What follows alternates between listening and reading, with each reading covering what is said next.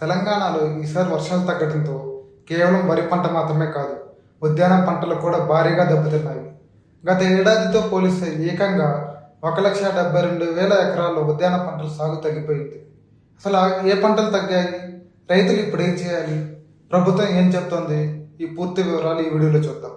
El Nino ప్రభావంతో రాష్ట్రంలో వర్షపాతం ఆశించే స్థాయిలో లేకపోవడం ఉద్యాన పంటల సాగుపై తీవ్ర ప్రభావం చూపింది.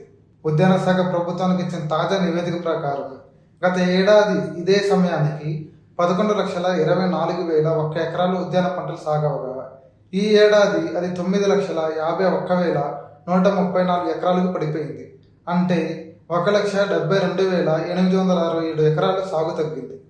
తెలంగాణలో ఏప్రిల్ నుంచి జూలై వరకు ఉద్యాన పంటల ప్రధాన సీజన్ ఉంటుంది. 2023లో 12 లక్షల ఎకరాలకు పైగా సాగు ఉండగా 2024, 2025లో కూడా క్రమంగా ఈ సాగు తగ్గుతూ వచ్చింది. ఈసారి వర్షాభావం పరిస్థితిని మరింత తీవ్రం చేసింది. పంటల వారీగా చూస్తే కూరగాయల సాగులోనే పెద్ద పతనం కనిపించింది.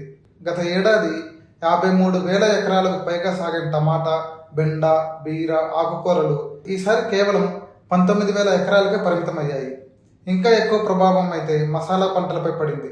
పసుపు, మిర్చి, అల్లం, వెల్లుల్లి, ఉల్లి వంటి పంటల సాగు గత ఏడాదితో పోలిస్తే 1,40,000 ఎకరాలకు పైగా తగ్గింది. మామిడి, నిమ్మ, దానిమ్మ, జామ వంటి పండ్ల తోటల విస్తీర్ణంలో మాత్రం స్వల్ప తగ్గుదల మాత్రమే నమోదైంది. అయితే ఒక సానుకూల అంశం కూడా ఉంది. ఆయిల్ పామ్, ఇతర కొన్ని పంటల సాగు 9,000 ఎకరాలకు పైగా పెరిగింది. వ్యవసాయ శాఖ అంచనా ప్రకారం రాబోయే రోజుల్లో వర్షాలు కురిస్తే ఉద్యాన పంటల సాగు మరింత పెరిగే అవకాశం ఉంది. ఈ పరిస్థితిపై వ్యవసాయ శాఖ మంత్రి తుమ్మల నాగేశ్వరరావు స్పందించారు.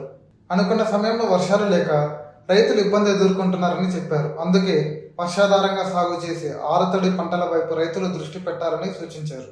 జూలై 16వ తేదీ నుంచి ఆగస్టు 2వ వారం వరకు ప్రతి జిల్లాలో రైతులకు అవగాహన కార్యక్రమాలు నిర్వహిస్తామని కూడా ఆయన తెలిపారు.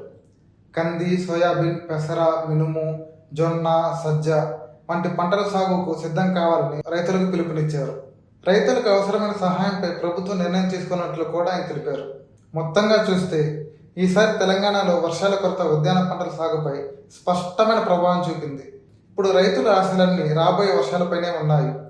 వర్షాలు అనుకూలిస్తే సాగు విస్తీర్ణం పెరిగే అవకాశం ఉంది.